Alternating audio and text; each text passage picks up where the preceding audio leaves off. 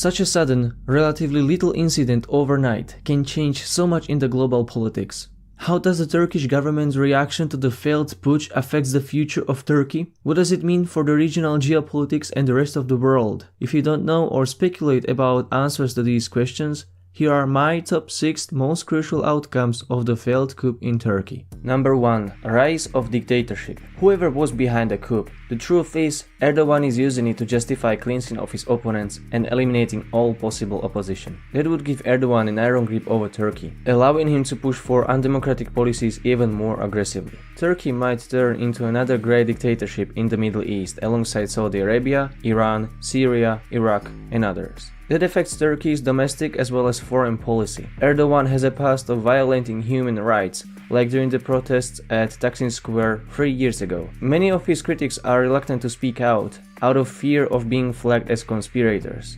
People criticizing him in the past have already been jailed. Erdogan even requested a German mock film of him to be shut down. He even went on to build his $615 million palace, where he settled during his presidency. Many likened this move to an attempt to create a sultanate. EU membership will be put on hold, and that might be a leverage to put Erdogan's power in check. However, Erdogan doesn't keep good relations with those who criticize him, and tends to go even so far as to lock people for Facebook posts. After the coup, the situation might escalate even further and may lead the Turkish government to even more oppression of the opposition. Number 2.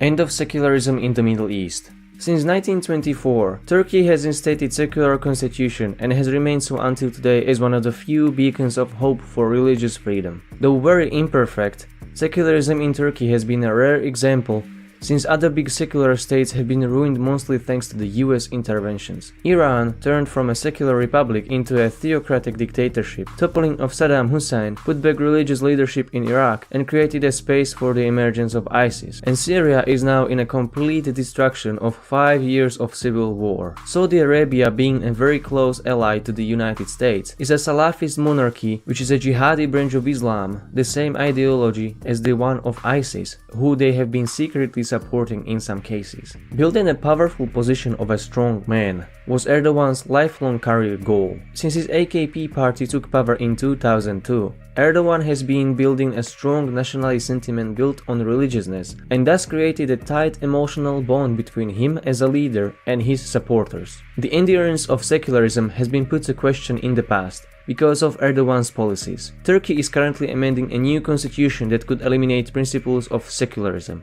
Erdogan usually deals with protesters harshly, with violent police actions, arresting his critics and preventing them from talking to the press. The line between a Muslim and a Turk has been blurred through his charismatic appeals. Only something radical like opposition suddenly taking power would prevent this from happening. But because of the Erdogan's harsh crackdown after the failed coup, this seems very unlikely. Number 3. Balance of power shift. After Erdogan contains his opposition, there will be fewer constraints for him to pursue foreign interventions in the Middle East. The country is currently a NATO member and holds up to 19 nuclear bombs from the US. Looking at the geopolitical map of the Middle East, this enormously shifts the balance of power in favor of the Sunni Muslim states. Together with Saudi Arabia, more tensions will rise against mostly Shia states like Iran, which don't have comparable backing of powerful military blocs, like both Turkey and Saudi Arabia enjoy from the US. This situation might draw more military involvement from the US and EU to manage their situation in their benefit. Iran will feel a whole lot more insecure when there is another strong man in the field that can't be put in check. Since Iraq and Syria are largely diminished, Iran, which is struggling for hegemony in the region,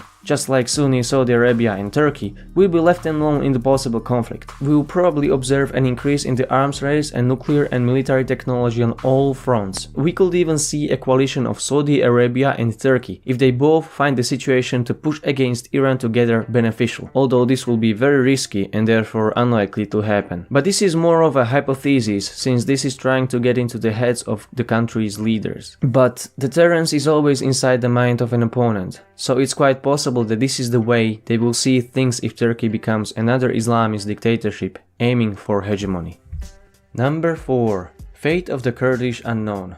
The population of Turkey is much more diverse than it seems. The country has a dark history of dealing with ethnic and religious minorities. While more than 20% of people were non-Muslim in 1914, today the number is only around 1%. But that's not the end of the story. While you see in the statistics that 98% of Turkish population are Muslims, around 18% of that number are Alawi, a branch of Islam that distances itself from the Sunni majority. Despite being large in numbers, they don't enjoy any recognition or support from the Turkish government like the Sunnis do. What's actually happening is that Erdogan is trying to use religion and Turkish language to force it upon minorities in their education and by building Sunni mosques to create an illusion of one Turkish nation. The same is happening to the Kurds in Turkey, who constitute between 15 to 20% of the country's population. In their case, Erdogan is ignoring their language and cultural differences and forces them to accept Turkish identity under an equation Muslim equals Turk. Kurds have been banned to speak their language in public or private, and they have experienced many targeted massacres. Kurdish people have been subjected to forced displacements, kidnapping,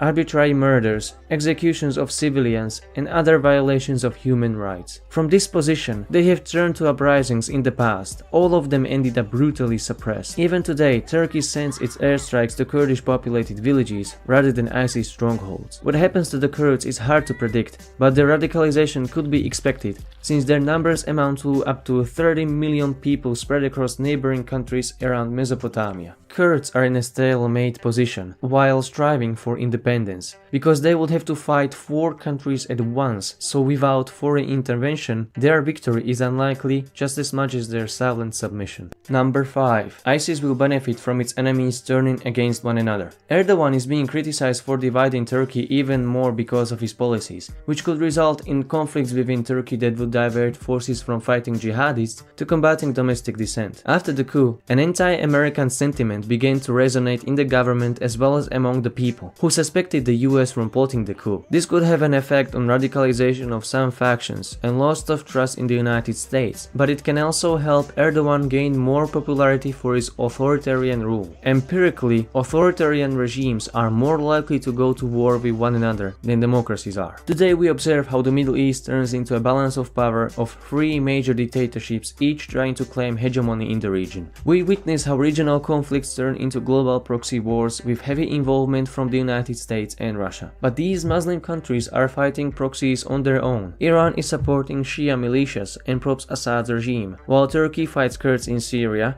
and Saudi Arabia supports radical jihadi fighters along with al-Nusra and ISIS. As this conflict turns into a quagmire, the power vacuum created in the deserts in the middle of Iraq and Syria after toppling Saddam Hussein forced exiled Iraqi soldiers of Saddam's regime to join jihadist forces that were the only ones willing to pay them. ISIS has enemies everywhere, and if there were joined forces against them, they would be defeated sooner. But every actor seems to be more interested in supporting their proxy interests. Turks are bombing Kurds who are fighting ISIS as well as for their rights to self-rule. Pentagon-trained militias are fighting CIA-trained militias. Iran supports Shia militias and Assad's regime, who are also fighting moderate Sunnis. Russia was bombing everybody fighting Assad, and the United States ended up actually arming radical jihadists, who are probably way worse than the Assad regime US wants to topple. With Turkey turning into another dictatorship, this situation will just get that much worse in the time of anti-American sentiment hitting all-time highs. Number 6. Involvement of Russia rises. Russia and Iran have been historically in favor of limiting the US influence in Central Asia, while Saudi Arabia and Turkey have been luring more and more US presence. If there are to be tensions on the rise between these countries, Russia will definitely have to protect its interests, or it might lose its influence in the Middle East. At this moment, Iran might be the only friend of Russia along with crumbling Assad. Iran has already expressed interest in joining Russian-backed international organizations, such as the Eurasian Economic Union, or possibly even Collective Security Treaty Organization. Iran and Russia have made huge steps in both economic and military cooperation over the last few years. Whether Russia will remain standing with or against Turkey in the future is a question of how the anti-American sentiment develops, but it doesn't seem to be very close for now. Russia's power and influence is growing, and the popularity of the country rises, where the trust in the US and NATO falls. The geopolitical battle for influence between US and Russia will continue, and the Middle East will become a much hotter region as a result. Military coups, whether failed or successful, usually make a great marking point in the history of states where they occurred. And this one seems to be marking a backward step into the authoritarian past of the Middle East. What's worse is that it might actually be Erdogan's intention coming out of his Islamist dreams of Ottoman utopia. What to take away from this? There are too many authoritarian figures in the region right now, and military interventions from the West only make matters worse. The simplest, best advice is, don't touch the fire, it will burn you.